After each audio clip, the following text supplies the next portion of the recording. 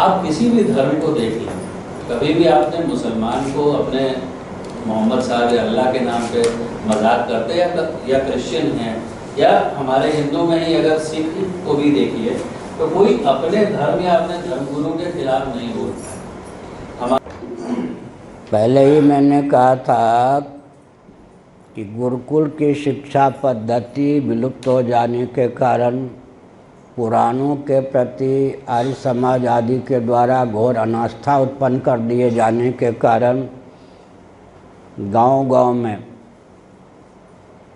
मालवीय जी ने में लिखा था, गांव-गांव में सत्संग, पुराण कथा ये सब लुप्त हो जाने के कारण ये सब विसंगतियां हैं। और शिक्षा पद्धति में एक विचित्र बात कहता हूँ, मुख्यमंत्री हों या जो भी हों, आपको मालूम है कि आईएएस और आईपीएस देश को चलाते हैं। मुख्यमंत्री आदि भी राय किससे लेते हैं? हमसे लेते हैं क्या? आईपीएस आईएएस इनका जो कोर्स बन के आता है, इनकी पाठ्य पुस्तक को तो कम्युनिस्ट बना के देते हैं, जिसमें गालियाँ ही गालियाँ होती हैं वैदिक धर्म, सनातन धर्म, आर्य धर्म को। तो हर प्रकार से भारत को विलुप्त करने का जो बौद्धिक धरातल पर सबसे चतुर माने जाते हैं आईएएस, उनका अध्ययन ही उस ढंग का है कि वो बिल्कुल धर्म विरोधी हुए बिना रह ही नहीं सकते। अगर वो धर्म विरोधी नहीं है, घर से कुछ सुसंस्कृत हैं, तो भी वहाँ पाठ परीक्षा में उत्तीर्ण होने के लिए उनको वही लिखना पड़ेगा जो धर्म के विरोध में है, ऋषि मुनियों को गाली देने वाले, संकीर्ण विचारधारा वाले। अब प्रश्न उठता है कि श्री कृष्ण चरित्र है, ये सब जो चरित्र है, रासलीला है, या और भी बहुत से चरित्र हैं, ये गुरुमुख से समझने योग्य ग्रंथ हैं, इनको रस रहस्य को समझना चाहिए। अब जैसे किसी रक्षा मंत्री जी ने शस्त्र की पूजा की, जिनको धर्म कर्म का, सृष्टि का, ओआई का ज्ञान नहीं है, उन कम्युनिस्टों ने उपहास कर दिया। समझ गए ना? कम्युनिस्टों ने उपहास कर दिया। उनकी दृष्टि में ये विकसित युग में सबसे ज़्यादा रूढ़िवादिता है। तो विचार करके देखें तो शस्त्र पूजा, समझ गए, भगवान श्री कृष्ण रथ पे चढ़ते थे तो रथ की परिक्रमा करके चढ़ते थे। आज के कम्युनिस्ट तो कहेंगे कि रूढ़िवादी थे, वो भी बुद्धिजीवी नहीं थे, है ना। रथ पर चढ़ते थे तो रथ की परिक्रमा करके चढ़ते थे। तो जिनको सृष्टि की संरचना का ज्ञान नहीं है, अधिदैव का ज्ञान नहीं है, पंचभूतों का भी ठीक से ज्ञान नहीं है, एक दृष्टि से विचार करें तो इंद्रिय तक उनकी सीमा है, और इंद्रियों की गति केवल वर्तमान काल में होती है, भूत भविष्य में नहीं होती। तो ज्ञान, विज्ञान, दर्शन की दृष्टि से, व्यवहार की दृष्टि से जो अत्यंत दयनीय प्राइमरी के बच्चे भी नहीं सिद्ध होते, वे कम्युनिस्ट जब पीएचडी डिलीट कक्षा की जो सामग्री है, जिसको समझने के लिए बहुत मेधा शक्ति, तप का बल चाहिए, उस पर उपहास करते हैं, तो हम लोग सोचने के लिए बाध्य होते हैं जो उपहास के योग्य हैं वो उपहास कर रहे हैं। जब नीति और अध्यात्म विहीन शिक्षा पद्धति होगी तो ये सब कोई आश्चर्य की बात नहीं है। उनको संस्कार कहाँ है कि उसको समझें। ध्यान गया? अभी भी कुर्ता साफ करना, मन को साफ करना, दोनों में भेद है या नहीं?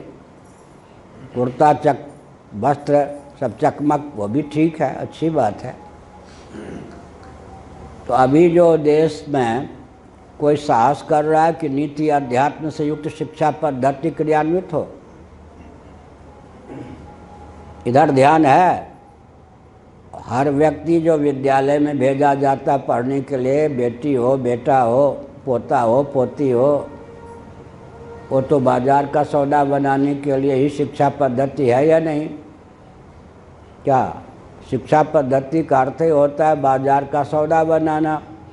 पूरा देश ही जब बाजार का सौदा बन रहा है, बिकने के लिए बन रहा है, तो जो ना हो जाए वही कम है। ये भाजपा के शासनकाल में मुरली मनोहर जोशी जी ने वैदिक गणित आदि को पाठ्य पुस्तकों में रखा। भाजपा हारी केंद्र में, कांग्रेस की सरकार आई, अर्जुन सिंह जी मानव संसाधन मंत्री बने। उन्होंने कहा ये सांप्रदायिक पाठ्य पुस्तकें नहीं चलेंगी। कि शिवाजी के लिए उन्होंने कहा डाकू था शिवाजी। मान लो एक सरकार कोई देश के हित में कदम भी उठावे, मैं भाजपा कांग्रेस की बात नहीं मैं कह रहा हूँ, तो दूसरी सरकार उसको चलने दे, ये कह पाना कठिन है। तो इस विसंगति की स्थिति में आलोचना करने से कोई लाभ नहीं होगा। सबका मूल है, जब तक हमारी सनातन परंपरा के अनुसार सरकार नहीं होगी, तब तक इस प्रकार का कांड चलता रहेगा, बढ़ता रहेगा। इधर किसका ध्यान है कि शासन तंत्र हमारे सिद्धांत के अनुसार होना चाहिए। 4 बाबा इकट्ठे हो सकते हैं क्या? मैं तो वृंदावन से आ रहा हूँ, 4 बाबा इकट्ठे हो सकते हैं? इकट्ठे भी होते हैं तो एक दूसरे की प्रशंसा करके धन मान का मार्ग प्रशस्त करने के। राष्ट्र की वेदना किसको है, चिंता किसको है? दूसरी बात है, ये तो सीजन है, जितने दम्भी होंगे, समझ गए, और हीन कोटि के व्यक्ति होंगे, वो तो माला जपेंगे, ऐसे दिन और बने रहें। ये तो सीजन है इनके लिए, समझ गए ना?